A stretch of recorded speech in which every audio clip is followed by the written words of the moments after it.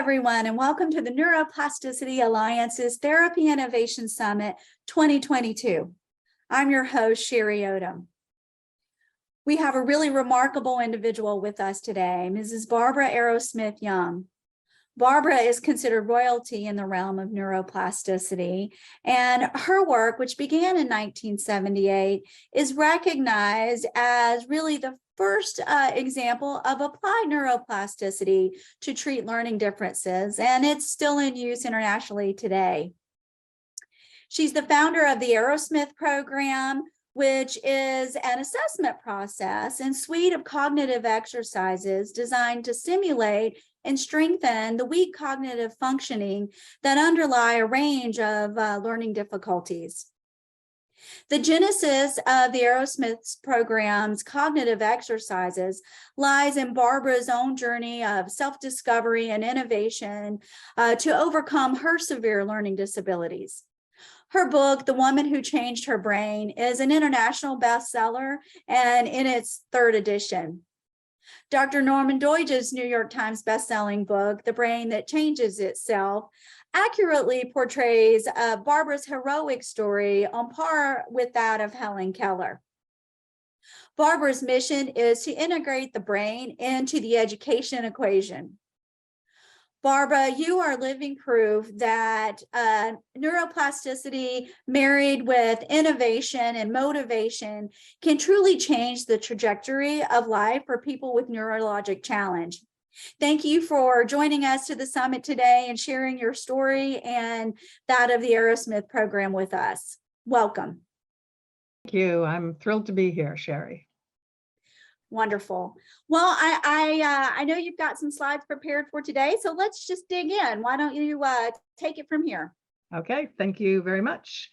So I'd like to thank Sherry Odom of the Neuroplasticity Alliance for inviting me to present to you today on what I'm incredibly passionate about, which is the human brain and its incredible complexity, how it underlies basically everything we do throughout our lifetime and sort of every moment of the day, how it drives behavior, how it shapes who we are. And to me, what's really exciting is this principle of neuroplasticity. So yes, our brain shapes us, but if we can understand neuroplasticity and harness neuroplasticity, we can actually change our brains. And to me, that's really exciting. And my life and my work has been an exploration of the territory of the human brain. My journey started in 1978. I had very, very significant learning difficulties and struggled with learning and believed there had to be a solution rather than just compensation or working around learning difficulties. So that was kind of the beginning of my quest, was to find a solution for my learning difficulties. And this led to the founding of Arrowsmith School in Toronto, Canada in 1980. And then in 1996, I decided I needed to take this work out of the four walls of my school, out into the world, to make it accessible to reach others struggling with learning difficulties. So in 1996, began working with educational organizations, and we're now in, I think, just around 100 organizations in 13 countries. And our vision is transforming lives through enhancing cognitive capacities, which we do through neuroplastic cognitive programs. And I like to imagine, what our world would be like, if everybody could reason, could think critically, could problem solve. I believe, we would have a much more compassionate world. And Norman, Norman Doidge, who people probably know, he wrote the book, The Brain That Changes Itself, and really kind of brought neuroplasticity, the concepts, out to the general population. And he's here in Toronto. He's very aware of my work. He's referred clients to the work. And he said this quote. He said, "The fact that Arrowsmith trains the brain processors that make possible reasoning and rationality is arguably one of the most important positive developments one could imagine for our world with its complex problems." So this is what we are very passionate about at Arrowsmith and dedicated, our last 43, 44 years of doing. So as I kind of touched on, the story of this work begins with my brain. And it's a story of personal discovery fueled by a hunt for a solution to my severe learning difficulties. And it's also universal in that each and every one of us has a brain and can benefit from neuroplastic work. And if people are interested, I documented my story and my journey in my book, The Woman Who Changed Her Brain, and also done a TEDx talk, which outlines my journey. So I welcome people to explore that if they want to do a bit of a deeper dive. And if you imagine having a brain that's capable and incapable at the same time, that was my experience and is the experience of individuals with learning difficulties. There are things that you can do with ease, and then there are other things with the best will in the world. They're just insurmountable, or it feels like, you know, you're climbing a mountain without mountain climbing gear. So, you know, this certainly was my experience and is the experience of others struggling with learning difficulties. And what I've come to learn over time is that our brain is incredibly complex. We have something on the order of between 86 to 100 billion neurons, depends which neuroscientist you talk to. But if you think about the world's population, which is something on the order of 8 billion, it shows how complex this organ is that we carry around with us in our heads. We really can't escape our brain. It goes with us everywhere we go. And we have several 100 trillion connections in our brain. So again, if we think about all the stars in the Milky Way galaxy, we actually have more connections in our brain than all of those stars combined. And to me, what's really fascinating is that no two brains are exactly alike. So if you think about somebody you know, and you note that there are physical differences between you, shape of your nose, eye color, your stature. Well, there are actually more differences between your two brains than all of those physical differences combined. So our brain does shape us and make us uniquely who we are. So it's a really incredibly powerful and complex organ that drives our behavior. And one of the things I've dedicated my life to is looking at behavior through a cognitive lens. Like, we often look at somebody's behavior and we may attribute it to, emotional factors. So that person's just being difficult, or they're not being cooperative. Actually, it just may be the way their brain is wired, and it's wired differently than yours. So again, I think, we should start thinking about people's behavior in terms of how their brain is wired. It's not the only explanation, but it is a significant explanation.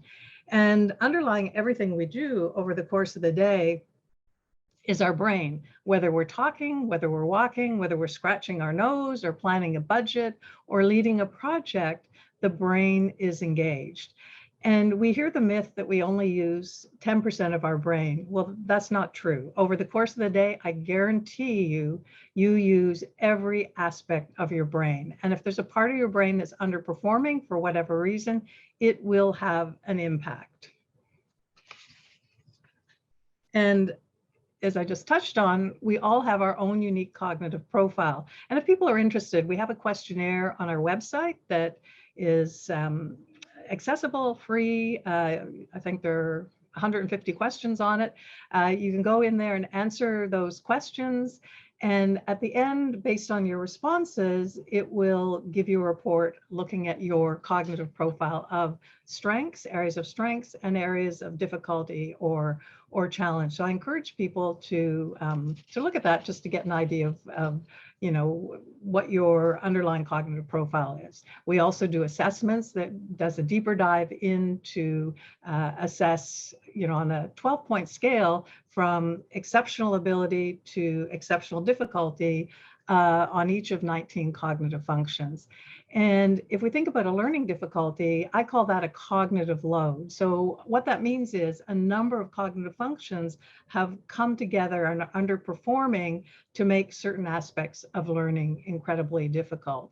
And I'd like us to imagine, what if every individual is given the ability to strengthen their cognitive capacities? What would that mean? I mean, certainly for individuals with learning difficulties, it means that a learning difficulty doesn't have to be lifelong, and we can strengthen that weaker part or parts of the brain so that they perform as they're designed and learning goes forward. And if we each think of our own learning process, we can certainly all identify areas where we excel and areas maybe where there's a challenge. Maybe we're not good at learning languages. That's a specific cognitive function. Or maybe we tend to get lost and we're not good at reading maps. That's a spatial reasoning ability. Or maybe we aren't good at reading nonverbal cues and we miss out in social relations. Again, that's a cognitive function. And underpinning all of these abilities is our brain and our unique cognitive profile. So there's value, as I said, in looking at behavior through a cognitive lens. I think it gives us insight into our own behavior and it gives us insight into the behavior of others. So again, I encourage you, if you're interested, complete that questionnaire. It's totally confidential to get a snapshot of your cognitive profile. And to me, what we used to believe is, if we had strengths and weaknesses, we needed to learn how to live with those, that our brain was fixed. And certainly when I started my schooling, that was the belief. It was what I call the pre-neuroplastic paradigm.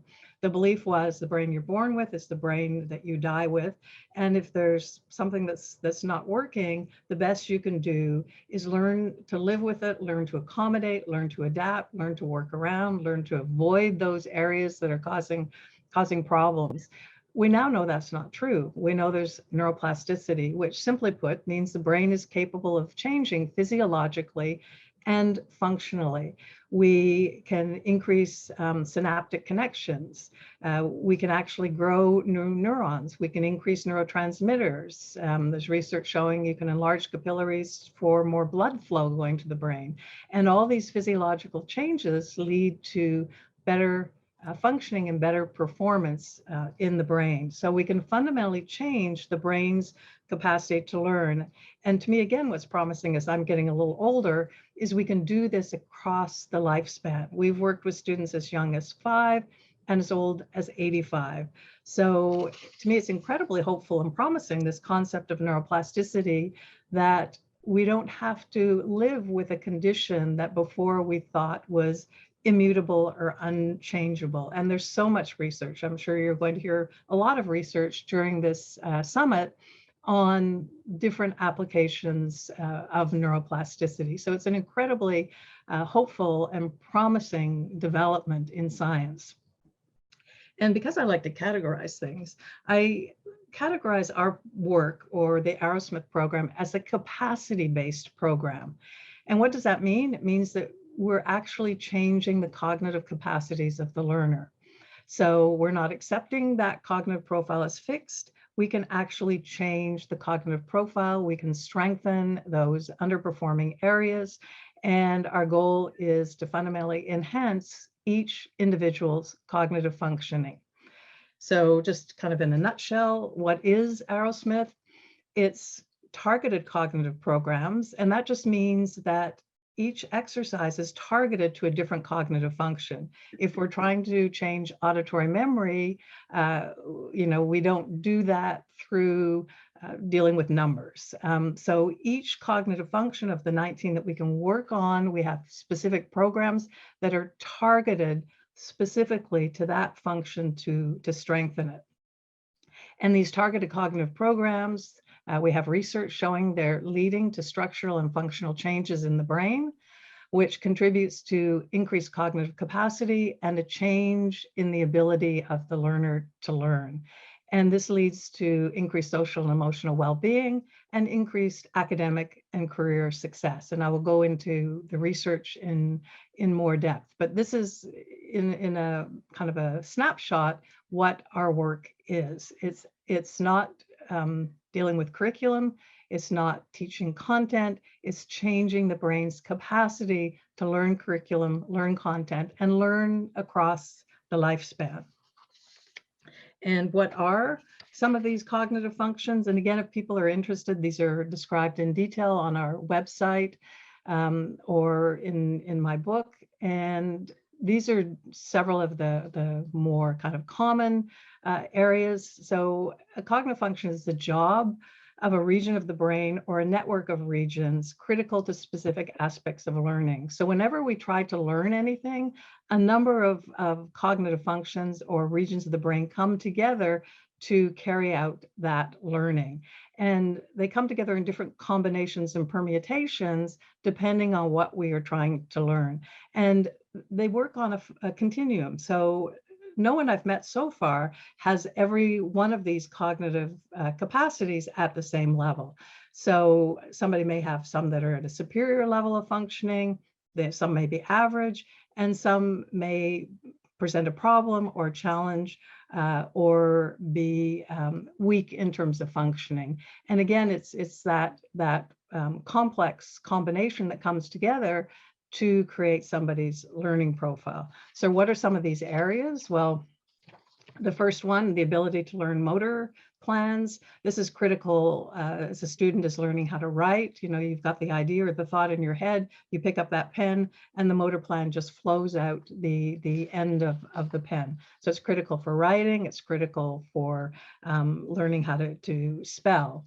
And then the visual memory functions, which are critical for learning how to read, like, you know, being able to look at a word, close your eyes and visualize that word, critical for spelling, and also even just learning any kind of visual template. So things like math formula, chemical equations that you can learn visually. Then there's what we call quantification sense. It's the ability to understand number and quantity. This is critical for time scheduling, for budgeting. Think of somebody you know who's always running late. They may have this difficulty, or the person who runs out of money or runs out of gas on the highway. Again, they can't estimate the amount of quantity they need to carry out a task. Or then there's the capacity for grasping relationships. This was a significant problem that I had, and this is critical for reasoning, for comprehension, for insight, for understanding the why of things, like why do things happen. Then there are executive functions. These are critical for thinking, problem solving, planning, organizing yourself. In my book, I describe this problem as hitting the wall. This is the person that can't generate solutions to problems. So they're constantly hitting the wall or getting stuck in their problems and repeating over and over again the same kinds of behaviors leading to the same kinds of problems. They don't learn from their experience. Or there's the capacity to read and understand nonverbal cues. This is critical for navigating social relations. This is the person that you might know that's awkward socially. They don't really know how to interact or socialize. They can't learn from feedback in social situations. Auditory memory functions. These are the people that maybe have to write notes or put Post-it notes up in their house to remember what they're supposed to do, or don't like audiobooks because they don't learn from listening to information. Or this is the person you send to the grocery store with 5 items you want them to buy, and they come back with 3 and they have no recollection that there are 2 missing items because they don't retain the information that they hear auditorily. Spatial reasoning, this is the person that gets lost because they can't hold spatial relations, they can't navigate using maps. You want your dentist to be really good with spatial reasoning because they've got to go from that X-ray to map onto the correct tooth. Face recognition, again, this is that capacity to be able to recognize people that you know when you see them in different situations. I've worked with people that have this difficulty, and if somebody's out of context, there was someone that was in the grocery store and her therapist was there, and she'd been in therapy with this therapist for 2 years, but because she saw the person in the grocery store, she didn't recognize that this was her therapist. So, you know, it has significant implications for social interaction. So again, if people are interested, I encourage you to try that questionnaire because it will give you a snapshot on a range of these cognitive functions and where you are. And when I'm really excited, we're constantly in our work developing new models to make this work accessible. So if people are curious what those numberings are from 1 to 6 on this slide, we've just started an initiative, well, we started just last year, in Madrid in Spain and in Wellington in New Zealand, in 2 schools where in each grade students are doing 30 minutes a day of one cognitive program 5 days a week. So in grade 1, they're doing the motor planning. In grade 2, they're doing the visual memory function. In grade 3, the quantification sense, up to grade 6. And to me, this is really exciting. It's putting the brain in the education equation, which I'm incredibly passionate about. So these are mainstream students, not identified with learning difficulties. You go to school to learn, you learn with your brain. So let's stimulate the brain as part of education. So this is a really, really exciting initiative. And I'll talk a little bit about some of the research we're doing on this initiative. And then if people are interested in research, I welcome you to visit our website. We have lots and lots of studies. We have some overview documents, or we also have the actual publications and studies that are being conducted. And we have several studies that are ongoing currently. In fact, we're just analyzing the data from our cognitive intensive program around the world this past summer. I'm really excited about that.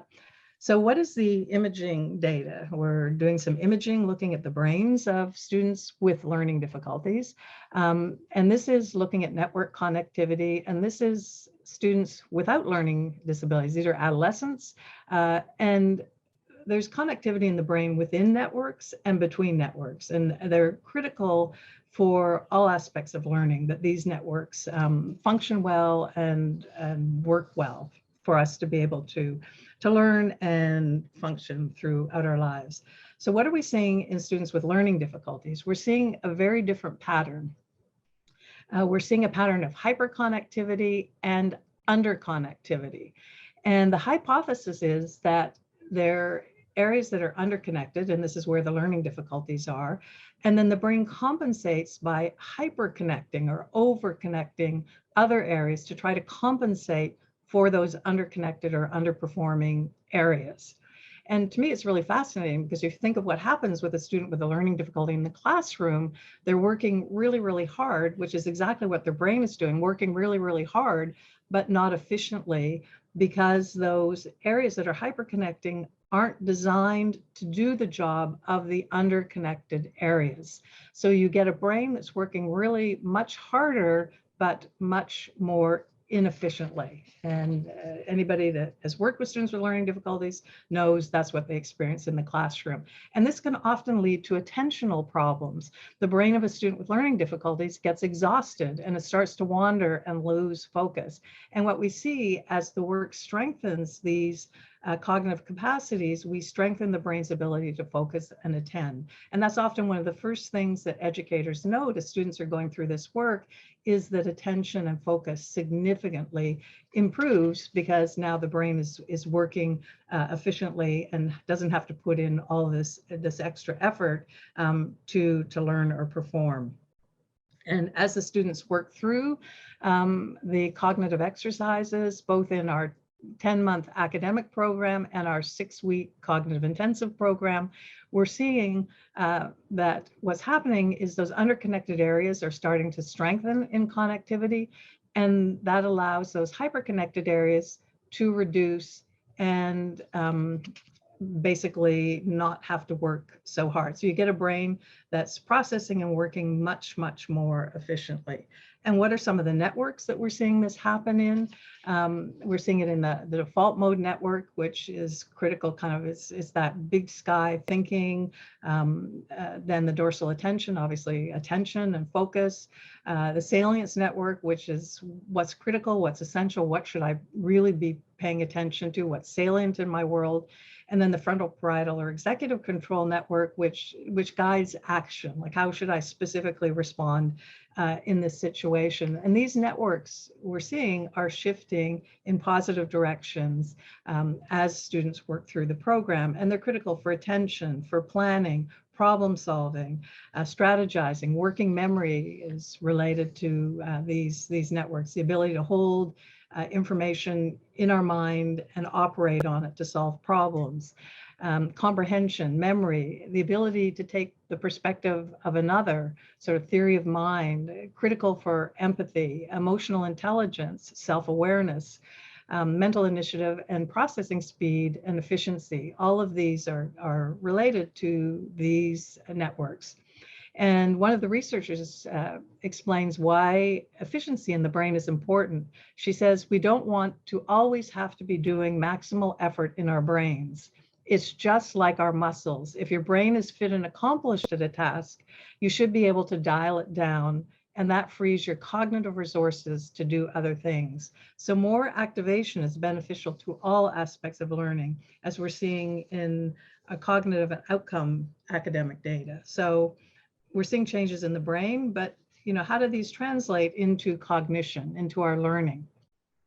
These are 3 research studies that were done at 3 different universities: University of Calgary, University of British Columbia, and Southern Illinois University, all using the Woodcock-Johnson cognitive abilities measures, which are standardized measures used in the field. And all of these cognitive abilities change as students work through this program. So the brain is changing, cognition is changing. So auditory processing, processing speed, working memory, short-term and long-term memory, fluid reasoning, really, really key critical cognitive abilities related to all aspects of learning. So the brain is changing, cognition is changing. And again, if people are interested, visit the website to read these studies. And then for students in school, what's happening academically. So we're seeing things like ability to read, word recognition, reading speed, comprehension, spelling, a whole range of math abilities, writing abilities. And what's really interesting to note, the students that were in this study, they were only doing 2 academic periods a day. They were doing 1 period of math, 1 period of English. The rest of their day, they were doing cognitive programs. So it wasn't sitting in those academic classes that led to these significant improvements on academic measures, because they were doing very little academics. It was changing the brain. And that's what I argue is you change the brain, you change cognition and the ability to learn, and that filters out to improving academic outcomes. And then what are we seeing socially and emotionally? We're seeing, this is research done at the University of British Columbia, a greater sense of happiness and well-being on measures. We're seeing an increased sense of locus of control. These students view themselves as agents of change in their life. Increase in incremental theory of mind, which is Carol Dweck's work, social skills, leadership, attention, listening well, staying focused, reduction of feelings of depression and anxiety.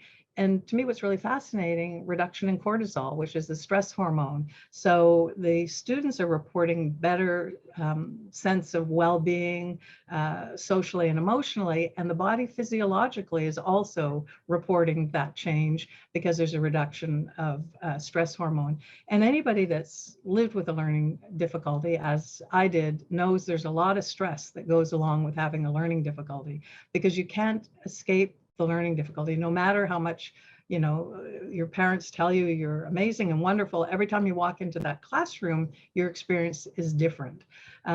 So to me, this is incredibly powerful. As the brain is changing, ability to learn is changing, academic outcomes are changing, the body physiologically is less stressed. And then what are the researchers saying about this work? So these are just some of the summary statements.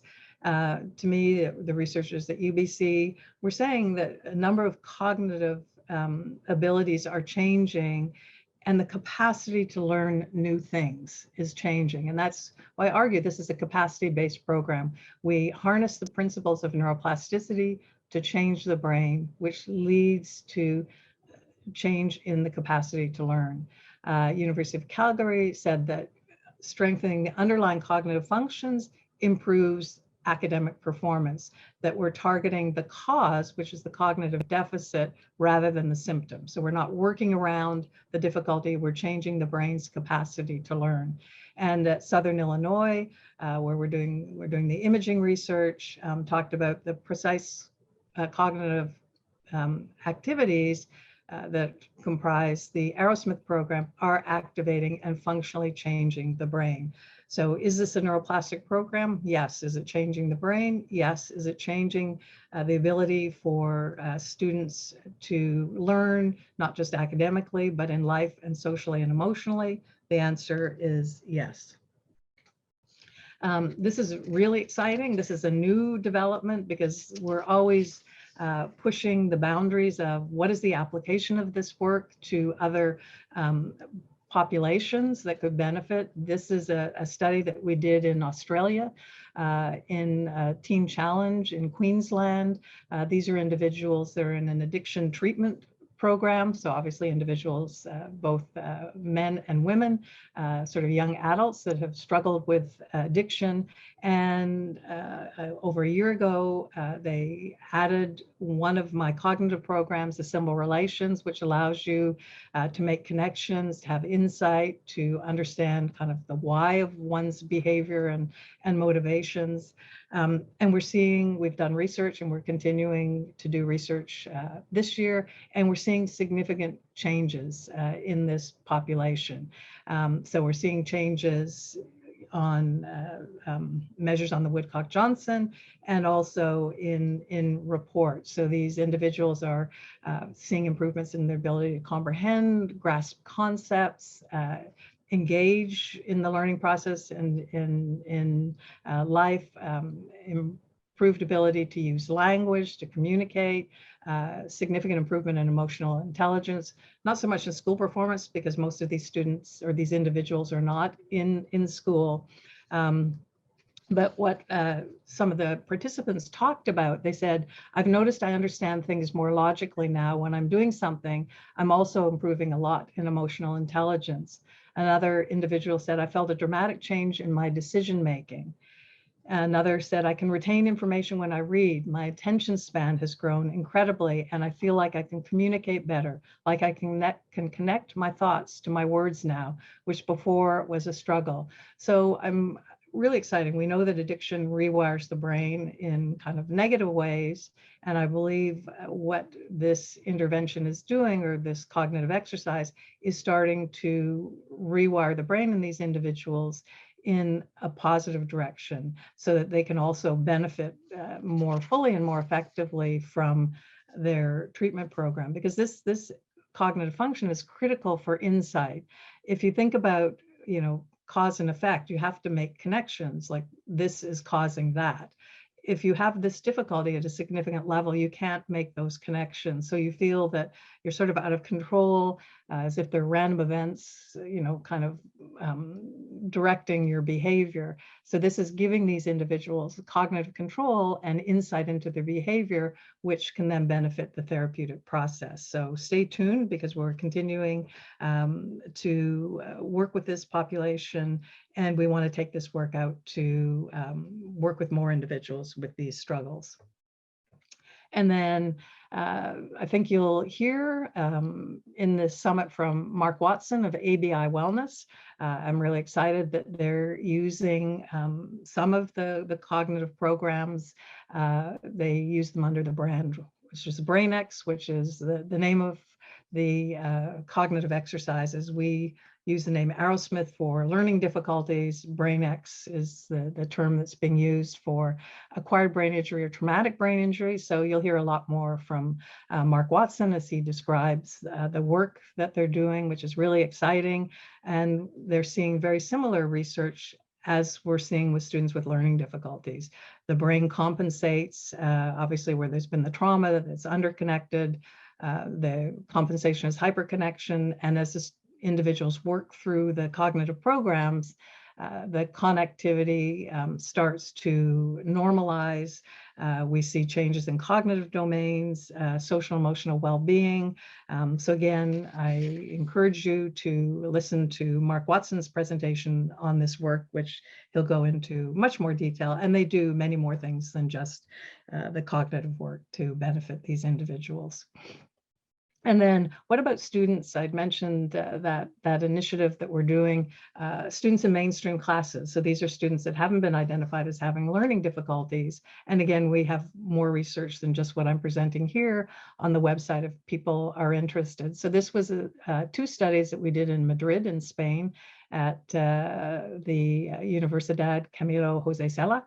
And we, in grade 3, that's where we started, 40 minutes a day, 5 days a week, over 3 months, the students were doing the reasoning exercise, and they saw significant gains in visual spatial ability, attention, and planning, executive functioning. And then they, the next year, put it into grade 1, and again, significant gains in visual spatial numerical ability. And this past year, we extended it from grades 1 to grade 6, and we're continuing. It's just getting up and running this September again, and we're continuing to do research. So if you have a brain, you can benefit from enhancing cognitive function, no matter where you start on that continuum. So if we go back and think about that continuum, somebody can be average and enhance functioning. Someone can be above average and we can enhance functioning. Someone can have a challenge or a difficulty and we can enhance functioning. Doesn't really matter where you start on that continuum, we can move the cognitive capacity up that continuum. So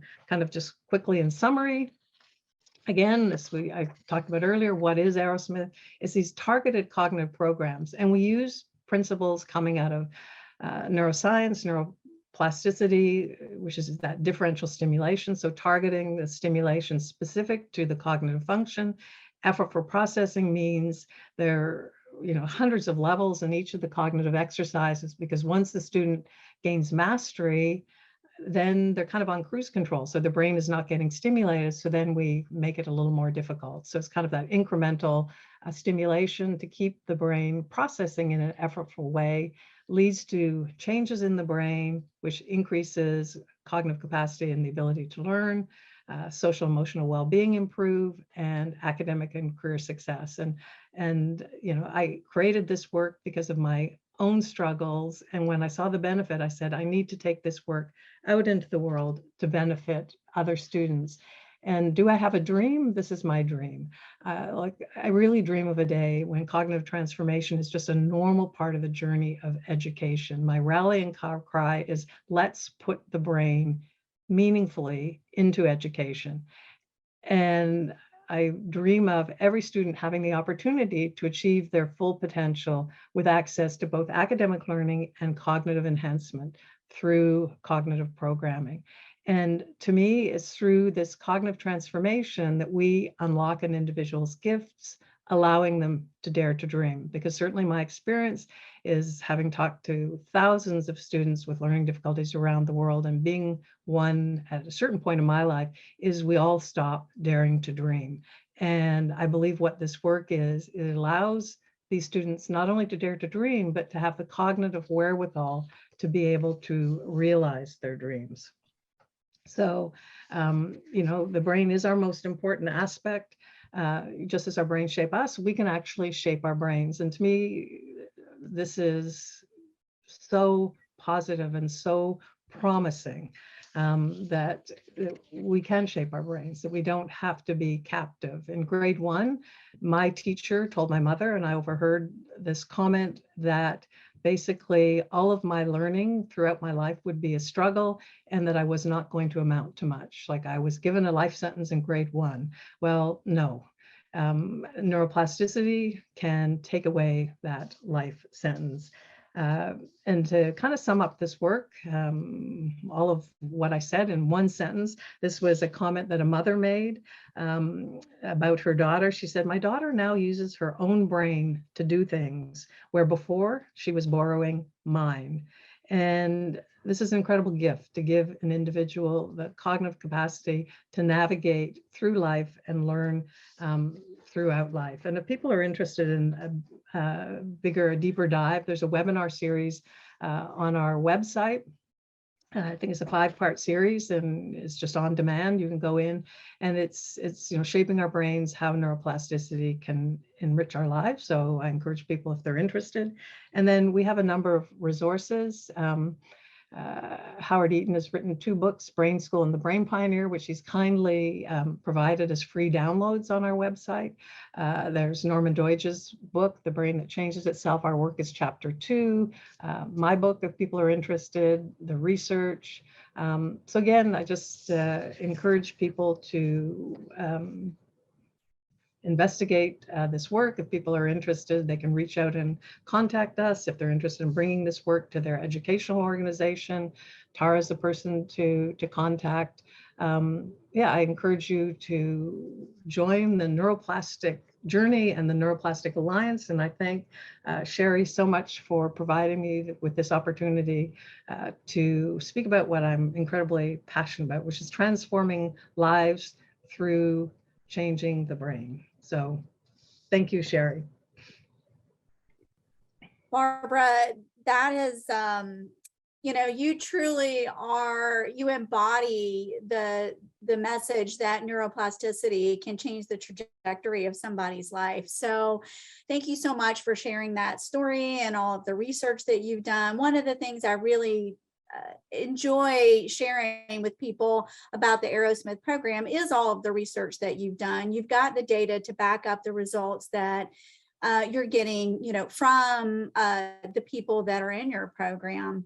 I always love hearing about some of the students that you treated. I know you have a couple of case studies that you would probably like to share. Would you talk about a couple of those? Sure, I'd be thrilled. I mean, the why of this work is those transformed lives. And I think about Zachary, who came to us in grade 1 many years ago. He's in chapter 8 of the book, and he's kind of near and dear to my heart because he had the same learning difficulties that I had. And when he came in grade 1, he really struggled with reasoning and conceptual understanding and conceptual grasp. He couldn't play games because he couldn't understand rules. So, he was kind of sidelined from social interactions. He couldn't read or understand nonverbal cues. So again, didn't understand people's expectations of him. But imagine not being able to play, like he didn't understand, the rules of games. But also he was so concrete in his thinking that he didn't even have the word why in his vocabulary. You know how children can be a little bit irritating because they ask why. They want to understand things. Well, because his understanding was so fractured and fragmented, he didn't even have that word. Everything to him was what. I mean, very, very, very concrete. So, he was frustrating and confusing to his teachers because he was so concrete, and he was very rigid and very stubborn, which I was too, growing up, and because he just didn't understand things, so he'd sort of hold on for dear life, and you couldn't budge him. So this was kind of his beginnings in grade 1. And I remember he walked into our English class at the school, and he looked at all the books and he said, wow, there are way too many books in this room, because he couldn't read, right? Well, I got an email this past June from his mother. He just graduated high school. He got straight A's. He was a valedictorian of his class. And this September, he started in health sciences at university. And there are a lot of whys to investigate and to answer in health sciences. So he definitely can now reason, connect, problem solve, think, plan, organize. And he has a totally different future. So, he's one example. We've got thousands. I mean, another, beside my desk at home in my study, I have a picture of a little girl who, again, several years ago, I think in 1994, came through the door, and she was 5 at the time. And at that time, I didn't have my programs adapted for students that young.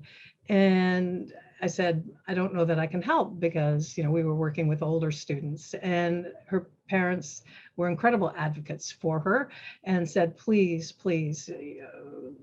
find a way to help. So I went back to the drawing board. I adapted a bunch of the programs, devised them to work with that age group. And she's now a medical doctor here in Toronto. So I have her picture beside my desk to remind me of always pushing boundaries, pushing limits, extending this work and making it more accessible, which is our passion. We've just developed a new model that we launched mid-August this year. We call it the independent check-in. And this is where students can do the work more independently, and every 2 weeks for 30 or 45 minutes, check in with a facilitator to get feedback, motivation.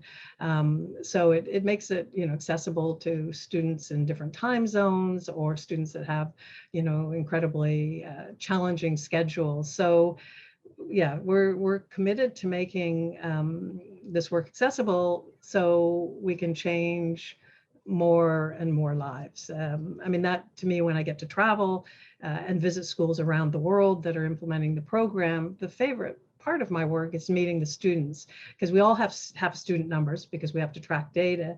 And I was student 0001, so I was kind of ground zero as the student. So I can relate, and I was one of them. So I love hearing, you know, their stories of transformation, and that's what will keep me working until I'm no longer able to work on making this work accessible around the world. Thank you for sharing those. I mean, that just gives somebody goosebumps, right? To hear those stories and the progress that those people have made. Moving from children to adults, is the new model something that you're targeting sort of aging individuals with? Is that, or what program would you suggest for those people? It would be definitely this new independent check-in, because the individual can, you know, if they want to work at 4 a.m. or, you know, 7 a.m. or 2 p.m., they can work on their own schedule. It makes it much more flexible. And we have worked with individuals, I can put up my hand, you know, as we get older, you know, there's just that little bit of cognitive decline. We don't feel quite as sharp. So absolutely that program would be very effective. So, you know, or a university student, again, that has, you know, a significant course load and can't come into 4 fixed hours a week to a virtual classroom or a physical classroom, can do this much more independently. So, you know, that absolutely is the application for that model. So we have, you know, they're physical schools around the world. They're not my schools that we license this work to. As I said, I think we're in about 100 organizations in 13 countries. So someone can go to a physical location, someone can go to a virtual classroom online, or someone can do the independent check-in model. And all those schools are on our website. So if somebody is in Australia and wants to access this work, they can go on the website and find out where it's accessible in Australia or New Zealand or Thailand. I lose track of all the countries, but there are multiple countries. And if it's not available in their country, they can do the online version and access the work. Okay, well, I look forward to hearing about how you're going to put the brain into the education programs. And it sounds like maybe into addiction centers as well, as you move forward and apply the Arrowsmith program to those individuals. Barbara, I think we're kind of running to the end here. Are there any closing remarks you'd like to leave with our audience? I think the thing is, you know, if there's a challenge or a problem in your life, never give up. Constantly hunt, investigate, and work to find a solution. I mean, my father, who is an inventor and a scientist, said to me, you know, when I was much younger, he said, if there's a problem and there's no solution in the world, he said, it's your responsibility to hunt for and find that solution. And then he said, if the rest of the world tells you you can't do it, he said, don't listen. This is how science goes forward. So I would say, never give up, keep hunting, and you will find a solution. And neuroplasticity is such a promising principle and concept to be part of a whole range of solutions to different problems, which you'll hear at this Neuroplasticity Alliance Summit. Well, Barbara, I don't think I can end on a better note. Thank you so much. My pleasure. Thank you, Sherry.